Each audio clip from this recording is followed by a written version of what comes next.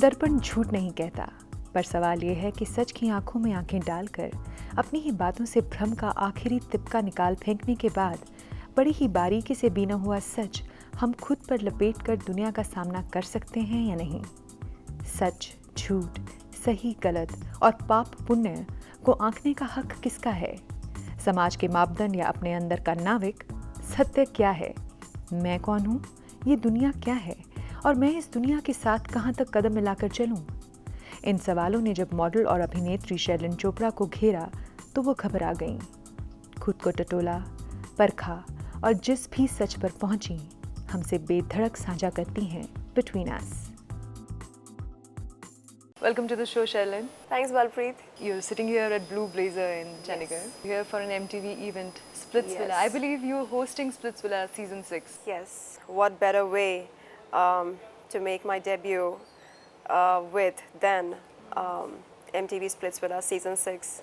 What was the brief given to you? I mean, what is the whole show about? Can you just tell us in brief, I was told that this year MTV Splitsvilla would be launching a brand new segment titled Hotness Quotient, for which they had approached me. So, aap as a host, is there a particular state of mind you're going to stick to, or you're just going to be yourself? Shooting के दौरान मैंने अपनी सोच बगैर किसी झिझक के सबके सामने रखी। मुझे कोई लिस्ट नहीं दी गई थी कि क्या करना है, कैसे करना है, कैसे बोलना है, क्या नहीं बोलना है। बस इतना कहा गया कि मुझे शर्लिन चोपड़ा को दर्शाना है। मैं जिस तरह सोचती हूँ, जिस तरह बात करती हूँ घर पर दोस्तों के साथ, और जो मेरी इंडिविजुअलिटी है उसको मुझे पेश करना था। इस दौरान मैंने बहुत कुछ सीखा, समझा अपने बारे में। जैसे कि पहले मैं बहुत रिज़र्व रहा करती थी। इस शो के दौरान मुझे ऐसा लगा कि मैं असल में रिज़र्व नहीं हूँ। मैं रिज़र्व रहा करती थी क्योंकि मुझे लगता था कि लोगों को मेरी बातें पसंद नहीं आती होंगी या मेरी सोच पसंद नहीं आती होगी। कंटेस्टेंट्स के साथ जब ताल्लुकात मेरे बड़े और जब बातचीत उनके साथ सुबह शाम होती रही शो के दौरान, तब ऐसा लगा कि मैं उतनी बोरिंग नहीं हूँ जितना कि मैं सोचती थी खुद के बारे में। कंटेस्टेंट्स को बहुत मज़ा आया और उन लोगों ने बहुत शाबाशी दी मुझको मेरी हिंदी के लिए। कहने लगे कि अरे आप अच्छी हिंदी बोल लेते हो, कैसे? आप हॉटनेस क्वोशंट मेनली जज कर रही हैं इसकी। जी। Essentially, that what makes a man hot or a woman hot, really? For starters, it is not just about the physical attributes. Yeah. सिर्फ अच्छे एब्स, बाइसेप्स, ट्राइसेप्स, अच्छी फिगर के बल पर कनेक्शंस बनाना, बॉन्डिंग बनाना बहुत बहुत मुश्किल होता है। जब तक कि हम दूसरों को हंसा ना सके और रोमांचक बातें ना कर सके, अपनी ओर आकर्षित ना कर सके अपनी सोच के ज़रिए, तब तक मुझे लगता है कि एक मज़बूत रिश्ता किसी के साथ हम बना नहीं सकते।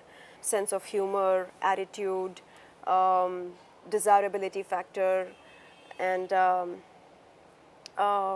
कंपैटिबिलिटी फैक्टर, ये सब चीज़ें बहुत ज़्यादा मायने रखते हैं अच्छे कनेक्शंस बनाने में। और जब कनेक्शंस बनते हैं तब प्यार, इश्क, मोहब्बत की गुंजाइश हो सकती है। You made a very interesting point कि किसी भी रिश्ते या किसी भी शख्सियत को निखारने के लिए there has to be much more than the physical, of course. Yeah. एक सोच, एक सेंस ऑफ ह्यूमर, एक एटीट्यूड, ये सब एक्सपीरियंस से आता है, ज़िंदगी के एक्सपीरियंस से आता है। So your life has been quite an interesting story. I was reading your story. आज की डेट में what is your state of mind? What are you seeking out of your life? What do you want to achieve? What is your self-image? Today I find myself in a much better space, mentally, emotionally and spiritually, financially as well. पहले मैं बहुत डर के जीती थी, शायद इसलिए क्योंकि पहले बहुत सीक्रेट्स थे मेरी ज़िंदगी में। तब खुद पर विश्वास नहीं था। ऐसा लगता था कि मुझे कुछ ऐसे काम करने पड़ेंगे जो मैं नहीं चाहती हूँ सफल होने के लिए।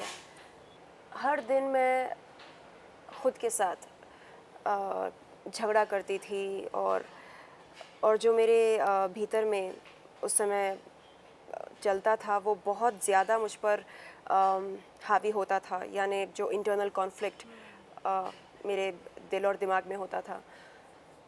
आज कोई कॉन्फ्लिक्ट नहीं है। जो चीज़ें मुझको समाज के सामने रखनी थी वो मैंने रखी, और कहा भी कि हाँ, ये मेरी ज़िंदगी की सच्चाई थी। लेकिन अब क्योंकि मुझ में बदलाव आया है, मुझे लगता है कि ये वो रास्ता नहीं है जिस पर मैं आगे बढ़ना चाहूँगी या चलना पसंद करूँगी। तो ये बात लोगों के सामने रखने के बाद मैंने बहुत बहुत हल्का महसूस किया ख़ुद को। मुझे ऐसा लगा कि हाँ, अब कोई सीक्रेट नहीं है मेरी ज़िंदगी में, अब मैं आज़ाद हूँ। और मैं हर दिन यही कोशिश करती हूँ कि बग़ैर किसी कॉन्ट्रडिक्शन के अपनी ज़िंदगी बिताऊँ। बहुत मुश्किल होता है क्योंकि मैं एक ऐसी इंडस्ट्री का हिस्सा हूँ जहाँ पर हमेशा ये कहा जाता है कि मुझे क्या पहनना चाहिए, क्या सोचना चाहिए, क्या करना चाहिए, क्या बोलना चाहिए, क्या नहीं बोलना चाहिए, क्या खाना चाहिए। ऐसे में अपनी सोच को कायम रखना और अपनी शर्तों पर जीना बहुत ज़्यादा मुश्किल होता है। और सिर्फ ये कह पाना है, आपने अपने ट्विटर पे and in online, you made a major revelation about your life. जी। Among other things, you said that you used to have sex for money, Yes. to earn money. Yes. You were in such a financial Yes. situation that That had become a many women lifestyle can do for me. that? It is an easy access to money. पता नहीं कब कैसे वो lifestyle बन गया मेरा, और मुझे उस लाइफस्टाइल से कभी दिक्कत नहीं हुई थी। लेकिन फिर एक ऐसा मोड़ आया जब मुझे विदेश जाना पड़ा प्लेबॉय फ़ोटोशूट के लिए। That was last year? Yes. Yeah, at Hugh Hefner's mansion, Yes. villa.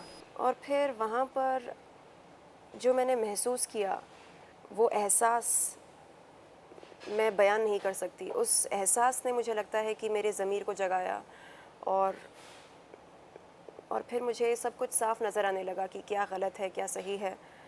शराफत के दामन को छोड़ने के बाद मेरा ज़मीर जाग उठा। कितनी अजीब बात है ये।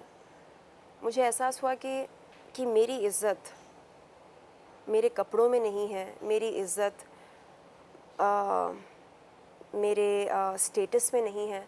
मैं किस तरह की गाड़ी में सफ़र करती हूँ, किस तरह के कपड़े, कौन से ब्रांड्स पहनती हूँ, या कितना बड़ा घर है मेरे पास, स्टाफ है नहीं है, वगैरह वगैरह। इज़्ज़त इन चीज़ों से नहीं बनती है। इज़्ज़त सोच से बनती है। सोच में क्या मिलावट है, नहीं है, क्या रियल इंटेग्रिटी के साथ मैं अपनी ज़िंदगी बिता सकती हूँ। रियल इंटेग्रिटी का मतलब क्या होता है कि समाज के सामने वैसे ही जीना जैसे हम बंद कमरे में जीते हैं, राइट। तो ये बात जब मुझे समझ में आई, तब लगा कि हाँ, मुझे अब सही मायने से ज़िंदगी बितानी है। हाँ, हॉट फ़ोटोशूट्स मुझे अच्छे लगते हैं, अपनी बॉडी को मेंटेन करना अच्छा लगता है, ऐसी फ़िल्में करना जिसमें सेक्सुअल कंटेंट हो मुझे अच्छा लगता है। इन सब के अलावा मुझे एक अच्छा इंसान बनना भी अच्छा लगता है। They are not contradictory to each other. बिल्कुल, ये बात तब समझ में आई मुझको। लोग पूछते हैं, अच्छा तो नंगा होकर आपको ये समझ में आया, क्यों? उससे पहले क्यों समझ में नहीं आया? क्योंकि तब बहुत सारे नकाब थे मेरे दिमाग पर, और मेरी सोच में, मेरी ज़िंदगी में इतने नकाब थे कि मुझे सच नज़र नहीं आ रहा था। और जब मैंने बग़ैर कोई वस्त्र के फ़ोटोशूट किया, एक दिन नहीं लगातार 5 दिन बहुत ही बढ़िया फ़ोटोशूट किया, तब मुझे लगा कि अरे ये करके कितना अच्छा लग रहा है मुझे, किसी के दबाव में आकर मैंने ये काम नहीं किया, मैंने चाहा और किया। तो इसी तरह मैं हर दिन क्यों आ, हर वो काम नहीं कर सकती जो मैं सच में चाहती हूँ, या हर दिन अपनी चाहत को अंजाम देने की कोशिश क्यों नहीं कर सकती। बिल्कुल। जब मैं वापस यहाँ पर आई तो मीडिया ने बोला कि अरे ये देखो, बहुत ही निडर है, बहादुर है, ये है, वो है, हमारी आयरन लेडी है। एक ऐसे पेडिस्टल पर मुझे रखा गया कि मैं ये सोचने पर मजबूर हो गई कि क्या मैं सच में निडर हूँ, क्या मैं सच में बहादुर हूँ। अगर हूँ तो फिर वो काम क्यों करती हूँ जो मैं नहीं चाहती, फिर वो उस रास्ते पर क्यों चलती हूँ जिससे मुझे कोई लगाव नहीं है। तब जाकर मैंने ये फ़ैसला लिया कि हाँ, ये कॉन्ट्रडिक्शन नहीं हो सकता है। निडर होना और फिर मजबूर होकर ज़िंदगी बिताना, बहादुर होना और फिर डर के मारे ज़िंदगी से हार मानकर उस रास्ते पर चलना जिस पर चलने से कभी किसी लड़की को खुशी नहीं मिली है, और मैं यकीन से कह सकती हूँ कि किसी लड़की को खुशी मिलेगी भी नहीं, क्योंकि वो रास्ता ऐसा है जहाँ पर किसी की चाहत नहीं होती है, यानी कोई चाह कर उस रास्ते पर नहीं जाता है, मजबूर होकर ही जाता है। तो हम मजबूर कब होते हैं? जब हम कमज़ोर पड़ते हैं, करेक्ट?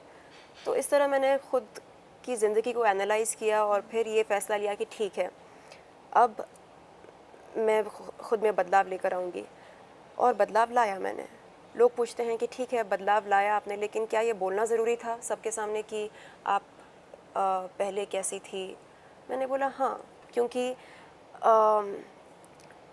ऐसा कहा जाता है कि the truth sets one free. हम जब कोई चीज़ को ख़त्म करना चाहते हैं, ये बहुत ज़रूरी होता है कि उसे रोशनी में लाया जाए। चाहे वो कोई बात हो, कोई रिश्ता हो, किसी चीज़ पर हम क्लोजर चाहते हैं, तो उसे रोशनी में लाना बहुत ज़रूरी होता है, वरना वो सीक्रेट बनकर रह जाता है। और मुझे लगा कि शाबाशी मिलेगी ज़रूर, लोग बोलेंगे कि हाँ, ये सच में निडर है, सच में बहादुर है। कुछ लोगों ने कहा, कुछ मीडिया आउटलेट्स ने इस बात को समझने की कोशिश की, और बाकी सब ने यही बोला कि ये देखो, एक और publicity stunt. I was coming to that. या एक तो आप सेलिब्रिटी हैं, सो ऑब्वियसली ये सेंटेंस तो आप बहुत सुनेंगे, यू नो, पब्लिसिटी स्टंट। पर उसके अलावा इसको छोड़ भी दिया जाए अगर, आपको लगता है how ready do you think find the world, specially in India, really ready for truth? Do you think people want to live with the truth? नहीं, सच को सुनने के लिए, सच के साथ हर दिन यानी सच को झेलने के लिए, सच्चाई को अपना कर हर दिन ज़िंदगी बिताने के लिए हिम्मत की ज़रूरत होती है, जो अधिकतर भारतीयों में नहीं है। वो इसलिए क्योंकि हमसे कहा जाता है कि बद रहो लेकिन बदनाम मत रहो, जबकि मैं मानती हूँ कि बदनाम रहो लेकिन बद मत रहो। बिल्कुल सही है। बचपन से हमसे यही कहा जाता है कि देखो, स्मोकिंग करते हो ना, ठीक है करो, लेकिन दूसरों के सामने मत करो। मैं तो खुलेआम करती हूँ, हाँ करती हूँ, मैं करती हूँ। तो इसका मतलब ये है कि मैं बुरी लड़की हूँ? मेरे चरित्र का स्मोकिंग से क्या कनेक्शन है? प्लीज़ मुझे बताइए। मेरे कपड़ों की लंबाई का मेरे चरित्र के साथ क्या कनेक्शन है? जब इस तरह के सवाल रखती हूँ तो लोगों के पास जवाब नहीं होते देने के लिए। नहीं, ऐसा है, वैसा है, समाज है, छवि नाम की कोई चीज़ होती है, आप ऐसे खुलेआम करेंगे तो आपसे शादी कौन करेगा? ना करे, यहाँ का कोई नहीं करेगा, कोई विदेशी तो करेगा ना कोई तो करना चाहेगा ना। इतनी ख़राब भी तो नहीं लगती हूँ मैं। तो प्रॉब्लम ये है कि बहुत ही honesty. It's not easy to find या such an honesty has It's so special, you know. Honesty is not a virtue anymore. आप किसी से कोई सच बात कहो, अपनी कोई सच्ची ओपिनियन दो, तो बुरा मानते हैं। आप आइसोलेटेड हो जाती हैं। I am sure anybody who has the guts to speak what Yeah. is isolated by the family, by friends, and your colleagues, and the world around you. Have you felt it at all these Yes. stages? Um, At the level of family to begin with, you know. there was a time when I had a huge friend circle and many acquaintances in my life, and ever since I chose to live with real integrity, I have been boycotted. I am loving it. I think it is better to be alone than to be with Fake relationships. yeah, with people who lack uh, real understanding, real maturity, real integrity. I'd rather be alone. I, and now I'm beginning to enjoy my company. पहले मुझे अकेलेपन से डर लगता था, अब नहीं लगता. अब जब घर पर होती हूँ और कोई शूट नहीं होता है तो किताब पढ़ती हूँ, टीवी देखती हूँ, पकवान करती हूँ और बहुत मज़ा आता है. और आपकी family, are they standing by you or not? To an extent yes. मेरी बहन को ऐसा लगता है कि कामसूत्रा पॉर्न फिल्म है, तो मैंने उनसे कहा कि ठीक है, ये आपकी सोच है और ज़रूरी नहीं कि आपकी हर सोच सच हो. तो फिल्म की रिलीज़ के होने तक उन्हें इस सोच के साथ जीने का पूरा हक बनता है. लेकिन जब फिल्म रिलीज़ होगी, जब वो देखेंगी कि कामसूत्रा 3D असल में क्या है, तब मैं दावे के साथ कह सकती हूँ कि उनकी सोच में बदलाव आएगा और तब शायद वो मुझसे बात करना चाहेंगी. आज की तारीख में हम दोनों में कोई बहुत गज़ब का रिश्ता नहीं है. हेलो हाय फॉर्मल रिश्ता है. एंड मुझे लगता है कि ये ठीक है. I choose to be with people who wish to celebrate my existence and not tolerate me. अगर घर वाले मुझे बर्दाश्त करते हैं तो थैंक यू. प्लीज़ मुझे बर्दाश्त मत करो. मैं ठीक हूँ, अपनी दुनिया में खुश हूँ. हाँ, आपको मुझ पर नाज है, फ़क्र है, तो मैं ज़रूर उनके साथ समय बिताना चाहूँगी, वेकेशन पर जाना चाहूँगी. फ़िलहाल मुझे लगता है कि वो समझ नहीं पा रहे हैं मुझको या मेरे काम को. एक समय आएगा जब जैसे पहले मेरे दिमाग में नकाब हुआ करते थे, उनके दिमाग के नकाब हट जाएंगे और उन्हें समझ में आएगा कि हाँ, ये जो लड़की है ये असल में एक बहुत अच्छी लड़की है, ऑनेस्ट है, ईमानदार है, निडर है. इसे लोग अलग मानते हैं. हम कामसूत्रा 3D की बात कर रहे थे. अकॉर्डिंग टू यू ये फिल्म किस बारे में है और आपका इसमें रोल क्या है? मुझे इतना पता है कि ये फिल्म सेक्स पर आधारित नहीं है. इसका जो बैकबोन है ये सेक्स नहीं है. अगर होता तो हाँ, ये पॉर्न फिल्म होती. फॉर्चुनेटली ये प्यार और फैमिली लाइफ के बारे में है. वत्स्यायना की कामसूत्रा अगर आप पढ़ेंगे आपको समझ में आएगा कि वो एक सेक्स मैनुअल नहीं है जैसा कि अधिकतर लोग सोचते हैं. It is about love, family life and the other factors about pleasure oriented faculties of human life. Kamasutra 3D में आप एक इंडियन प्रिंसेस को अपने पति की तलाश में वयाज करते हुए देखेंगी. उस सफ़र के दौरान उनकी मुलाकात होती है एक शख्स से जो उनके दिल पर, दिमाग पर, उनके ज़मीर पर एक बहुत असरदार छवि एहसास छोड़ता है. और वो शख्स जो है उस प्रिंसेस को उनके पति के और करीब लेकर जाता है. ये मुझे लगता है कि एक बहुत ही अद्भुत प्रेम कहानी है. अब ऐसी फिल्म के बारे में लोग अगर कहें कि सेक्स फिल्म है, पॉर्न फिल्म है, तो मैं बचाव में कुछ नहीं कहना चाहूँगी. बस यही कहूँगी कि ओके, फिल्म की रिलीज़ तक आप रुक जाइए. सोच बहुत लिमिटेड है ना हर चीज़ Yeah. को लेकर, खास करके subjects which are actually closest to life, correct. You know, about existence. Yeah. You took this film to Cannes, I mean, in the sense that you announced the name of the leading man, you know, yes. at Cannes. सबसे पहले, you know, Cannes में you were one of the head turners there. You know, and creating a presence in front of the top Bollywood stars like Aishwarya Rai, Vidya Balan and Amitabh Bachchan, others.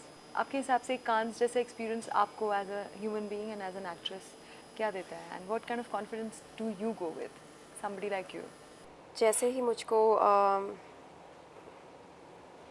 ये पता चला कि मुझे मेरे producer Cannes film festival पर लेकर जाने वाले हैं फ़िल्म का प्रचार करने के लिए, मैंने झट से अपनी बहन को एक ईमेल भेजा ये कहकर कि जिस पॉर्न फिल्म की आप बात कर रहे थे उस पॉर्न फिल्म का प्रचार मैं करने वाली हूँ कान फिल्म फेस्टिवल पर, आप तय करो कि आपको शुभकामनाएं देने हैं कि नहीं. तो उनका कोई जवाब नहीं आया. मुझे बहुत अच्छा लगा जब ये मालूम पड़ा कि कान फिल्म फेस्टिवल जैसे प्लेटफॉर्म पर हमारी फ़िल्म को ये मौका मिला कि वो उसकी प्रमोशन हो, उसका प्रचार हो. और वहाँ पर मीडिया से बात करके मुझे ये पता चला कि बहुत ज़्यादा उत्सुकता है फ़ॉरेन मीडिया में इस फिल्म को लेकर. पोस्टर्स देखकर और फ़ोटोशूट वीडियो देखकर उन्हें ये बात समझ में आ गई है कि ये कोई सेक्स बेस्ड फिल्म नहीं है. हाँ, सेक्सुअल कंटेंट होगा, बिल्कुल उसी तरह जैसे ओरिजिनल सिन में था, उसी तरह जैसे होली स्मोक में था, मॉन्स्टर्स बॉल में था. ये सारी फिल्में वो फिल्में हैं जिनमें काम करके उन फिल्मों की अभिनेत्रियों को अवार्ड्स मिले, उनकी एक्टिंग स्किल्स के लिए बहुत नाम मिला, बहुत शाबाशी मिली फिल्म क्रिटिक्स से भी. Is it easy to be, you know, to go nude or naked and do very intimate scenes in front of the camera? Not easy. What kind of state of mind do you slip into for this kind of scene? Mental preparation करनी होती है. बहुत आसान होता है fake करना और बहुत मुश्किल होता है किसी भी एहसास को कैमरा के सामने महसूस करना. जब मैंने फ़ोटोशूट वीडियो किया था कामासूत्रा के लिए, शुरुआत में थोड़ी सी दिक्कत हो रही थी. मुझे समझ में नहीं आ रहा था कि मैं कर क्या रही हूँ. फिर जब मेरे कोरियोग्राफर ने, डायरेक्टर ने समझाया कि आपको इस जोन में जाना है, तब मैंने अपने दिमाग का शटर डाउन किया. भूल गई मैं कि मैं नंगी हूँ और ये सोचना बंद कर दिया कि लोग क्या सोचेंगे और मेरा परिवार मेरे बारे में क्या सोचेगा वगैरह वगैरह. बस मैं ये सोच रही थी कि मैं ईव हूँ और मुझे नहीं पता कि मैं नंगी हूँ. मैं बस नेचर के बहुत करीब हूँ. मेरे आसपास तितलियाँ हैं, फूल हैं और एक नादान परिंदे की तरह मैं यहाँ वहाँ उड़ रही थी, घूम रही थी. तो ये विजुअलाइजेशन मेरे दिमाग में चल रहा था उस समय और मुझे इतना अच्छा लगा. यानी मैं पैराडाइज में हूँ या वंडरलैंड में हूँ जहाँ पर कोई गंदगी नहीं है, Innocence है. हाँ, जहाँ पर सिर्फ नादानगी है. और शूट करते करते मेरे आंखों से आंसू बहने लगे. फिर डायरेक्टर ने कहा कि अरे क्या हुआ, किसकी याद आई. मैंने बोला बस खुशी के आंसू हैं ये और कुछ नहीं. वो आपको वीडियो में भी देखने को मिल, अगर आपने देखा होगा तो शायद. पर अब जरूर देखूंगी हाँ. मैं, sure.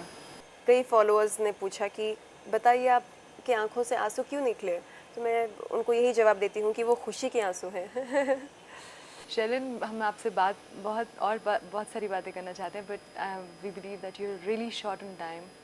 लेकिन एक बात ज़रूर कहनी है कि you know, living honestly and as truthfully as you can, you know, चाहे दुनिया आपको समझे या ना समझे, but the quietness, the silence that comes from that is very much, you know, palpable around you. वो आपके पास आसपास हमेशा रहे. And we wish you all the best. Thank you so much.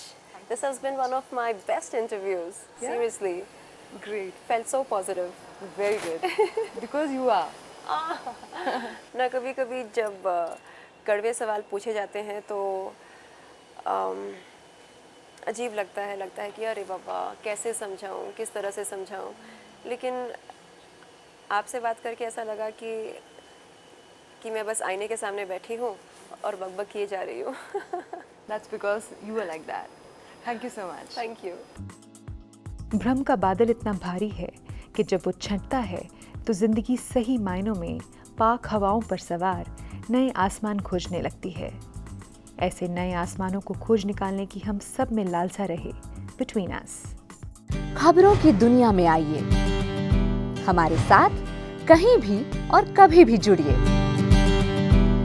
हम मिलेंगे फेसबुक पर, हम दिखेंगे यूट्यूब पर, हमें फॉलो कीजिए ट्विटर पर.